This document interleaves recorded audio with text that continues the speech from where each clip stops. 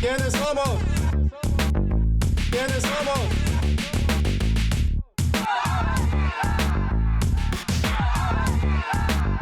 ¿Quiénes somos? ¿Quiénes somos? ¿Quiénes somos?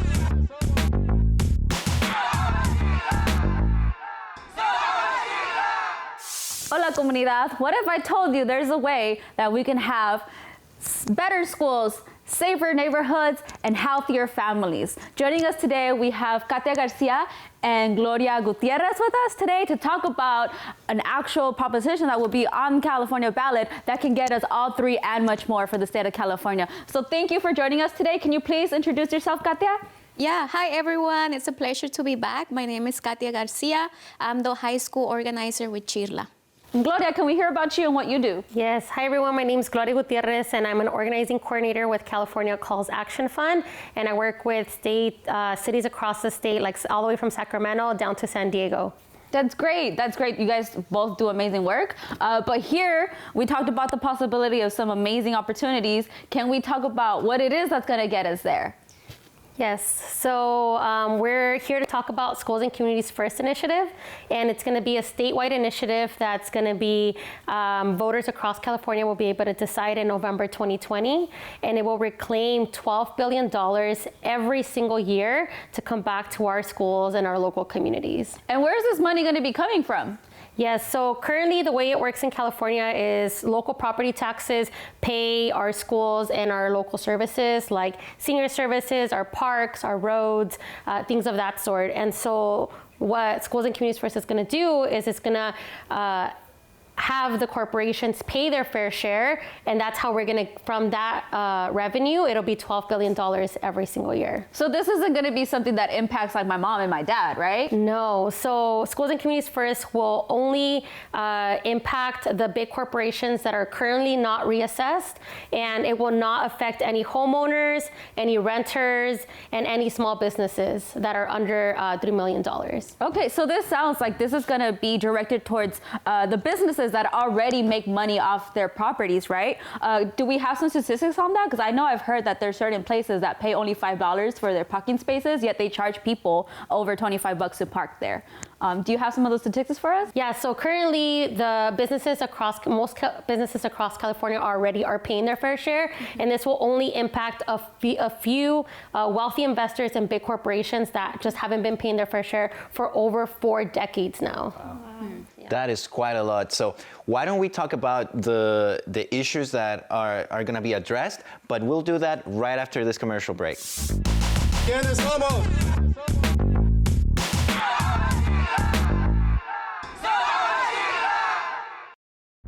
¿Quiénes somos? ¿Quiénes somos?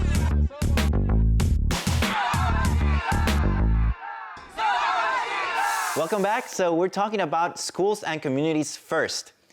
What does that mean? Let's talk about the issue itself, because it is my understanding and my experience as going into LAUSD that, well, the schools are overcrowded and underfunded. There's definitely not the best ratio between librarians, counselors. I know for a fact I barely got to see my counselor while I was in high school, but were you affected as well in any particular way? I would like to answer that question, right? I have the privilege of working with high school students, and it's a privilege, but at the same time, I feel like I would like to do more for them. When they come to me and they tell me those stories, like they have like 50 high school students per class and only one teacher.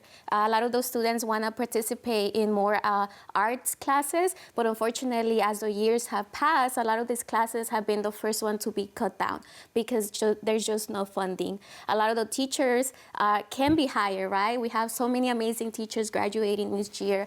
However, there's not the money to hire them. We have only one nurse per week.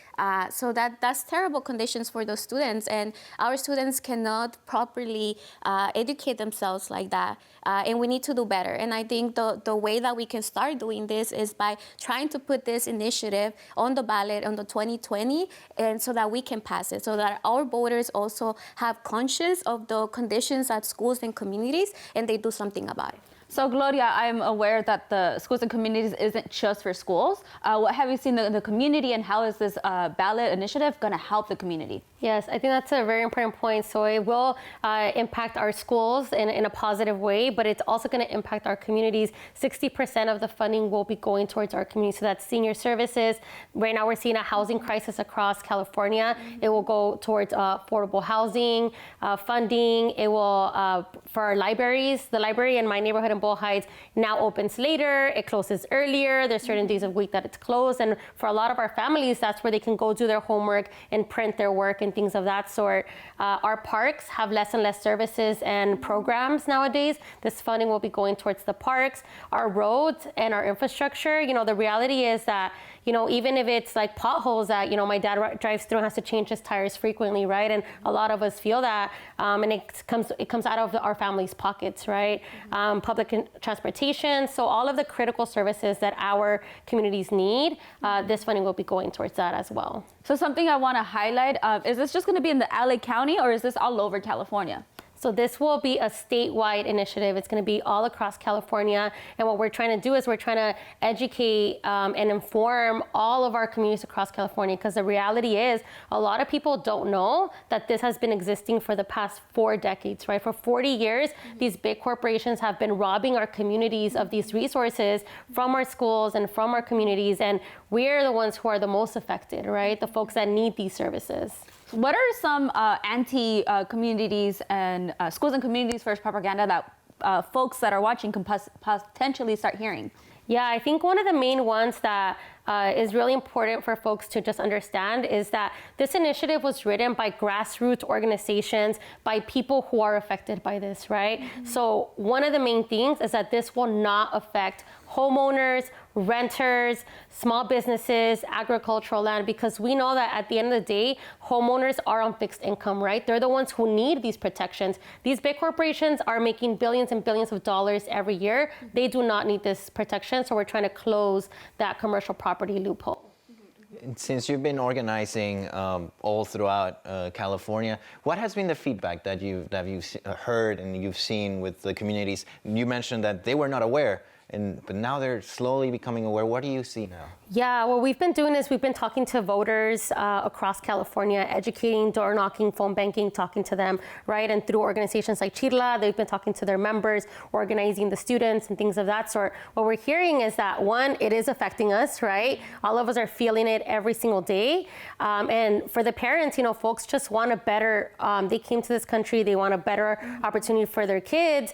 And even the grandparents who have, you know, who don't have kids anymore, or just have grandchildren, they're like, we need to make sure that these services also come to our communities, right? So folks understand the need for this, but it's just about raising that awareness. Right. And Kathia, I know your students have been active in this movement.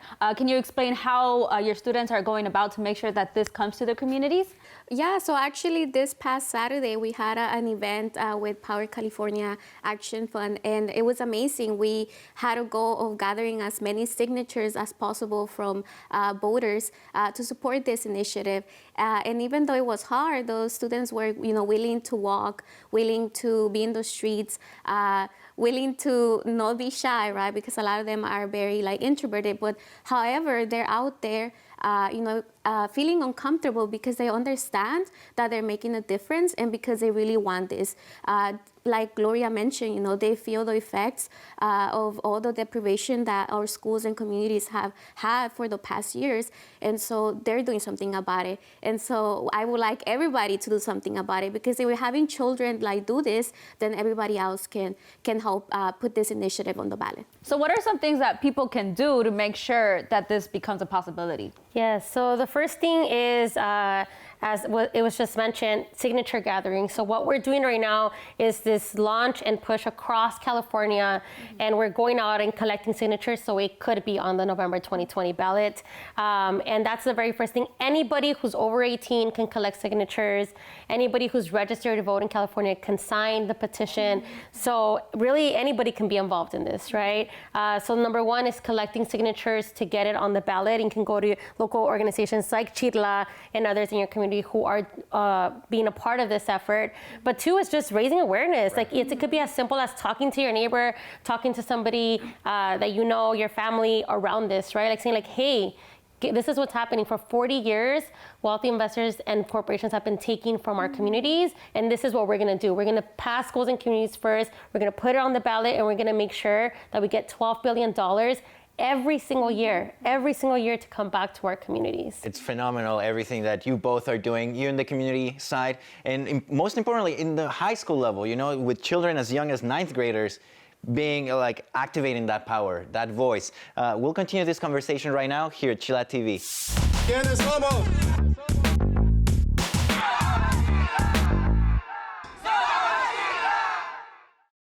¿Quiénes somos?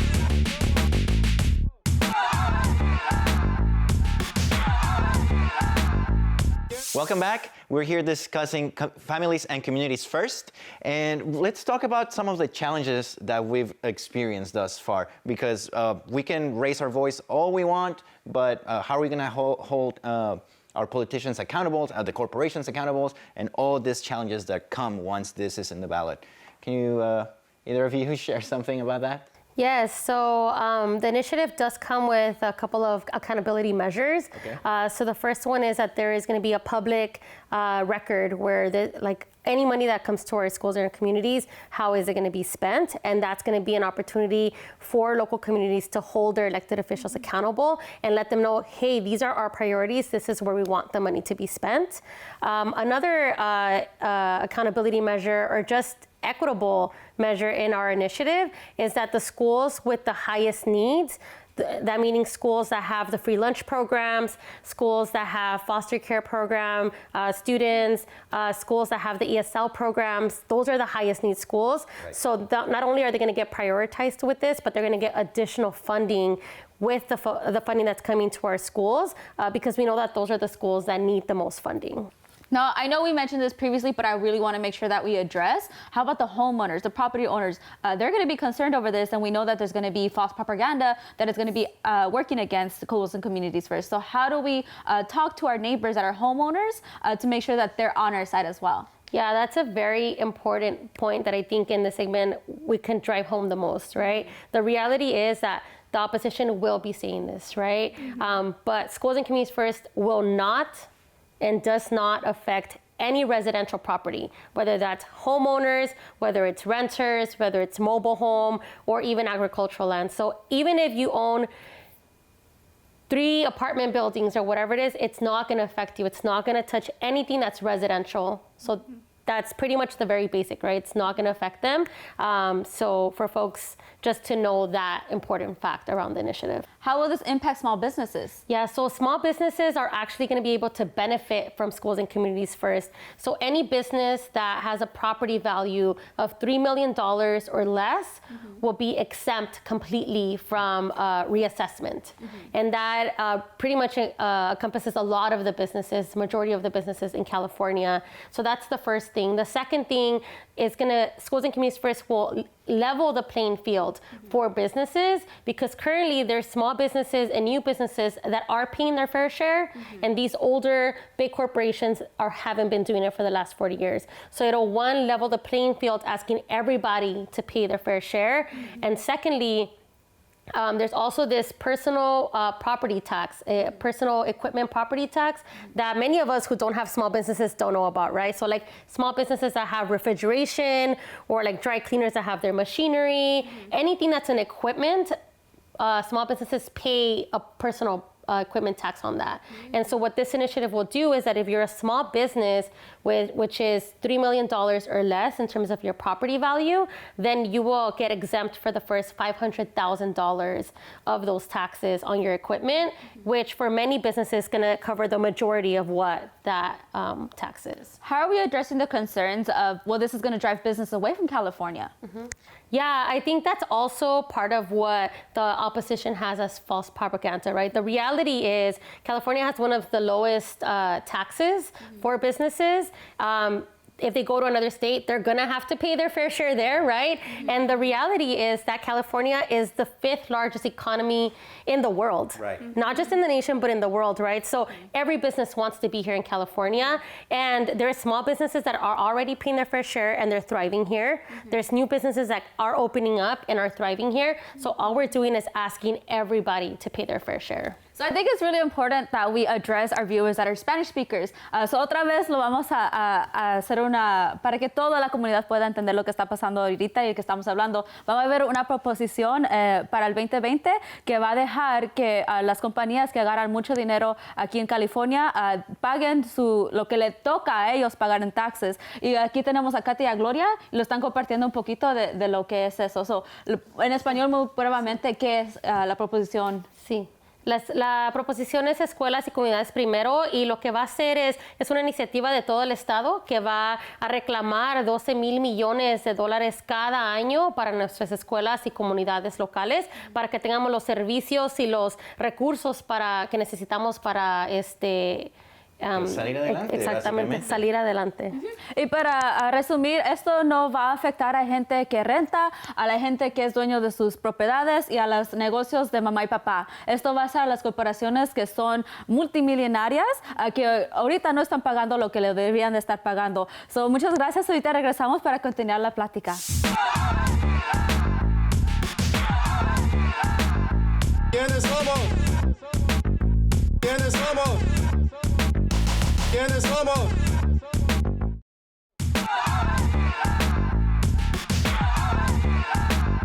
¿Quiénes somos? We're talking about schools and communities first with Kathia and Gloria. Y Kathia, quería preguntarte, what are the conditions right now? ¿Cuáles son las condiciones de nuestras escuelas? Yo recuerdo cuando yo estaba en la escuela, las condiciones no eran las más favorables. Now, in today's day and age, what are the conditions that our students are facing and why this is important? Not just for voters, but para todas las personas que se involucren en este movimiento. Claro, claro. So, déjame decirte que no han mejorado las condiciones, se han empeorado las condiciones en las preparatorias, las escuelas primarias. Todos los que tenemos hijos, ellos nos han dicho, ¿verdad?, las condiciones en esas escuelas. Por ejemplo, los salones, tenemos 50 estudiantes por un maestro. No tenemos enfermeras todos los días en estas escuelas. So, los jóvenes se tienen que enfermar el día específico cuando está la enfermera. No tienen, nuestras bibliotecas en las escuelas tienen libros que son más viejos que nada, ¿verdad?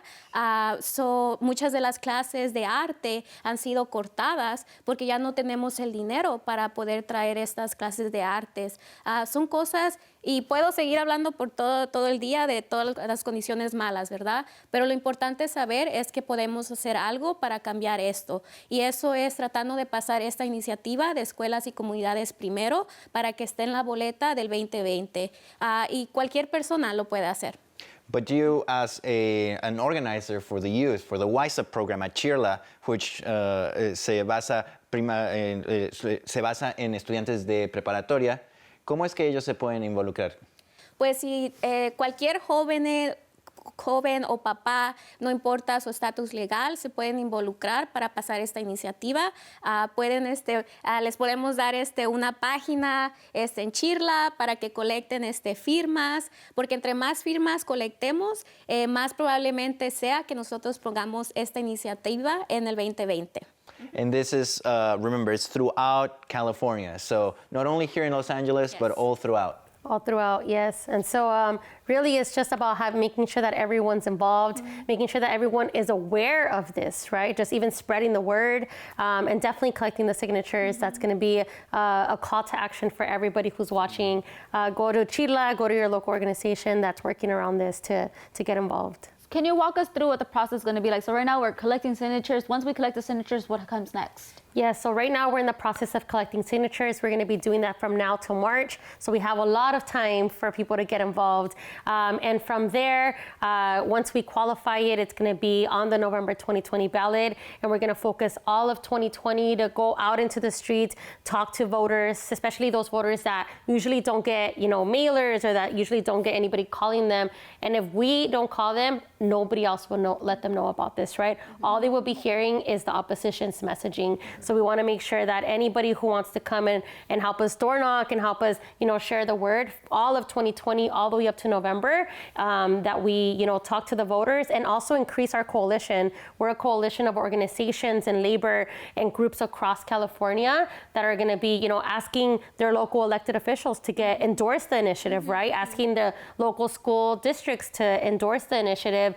And the reality is we need all hands on deck to make sure that we pass this, because we are going up against the wealthiest corporations in the world that are here in California. I think es muy importante mencionar que sí, estas corporaciones tienen dinero y mucho dinero hasta que se acaba el mundo tienen el dinero, pero nosotros tenemos comunidad.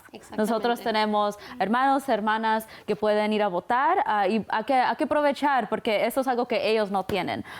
Sí vamos a escuchar mucha propaganda que está contra la comunidad. No es contra la proposición, es contra la comunidad, porque esta proposición va a ayudar a nosotros, a nuestra comunidad. Entonces es muy importante mantener eso en mente cuando empecemos a escuchar lo negativo, que esto va a ayudarte a ti directamente, va a ayudar a tus hijos y a los que vienen después de ti, porque es mucho dinero que por más de 40 años no hemos agarrado y nuestras comunidades están sufriendo, como estamos escuchando de Kathia. Nuestras calles, no tenemos policías, no tenemos bomberos. Y eso no es justo con todo lo que está pasando ahorita, que las casas están quemando. Hay que mantener eso en mente. Y muchas gracias a las dos por acompañarnos hoy. Espero que los vemos otra vez después de marzo, cuando pasemos esta proposición y lo podemos votar para el noviembre 2020. Muchas gracias ahí en la casa también. Remember, folks, register to vote. Make sure you count for the census. Activate yourself in your community. Thank you so much. I hope to see you soon. ¿Quiénes somos? ¿Quiénes somos? ¿Quiénes somos?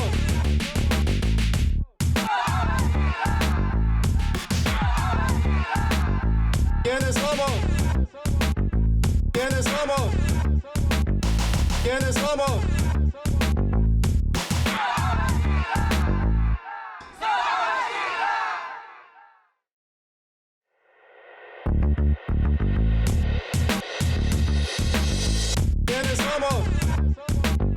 ¿Quiénes somos? ¿Quiénes somos?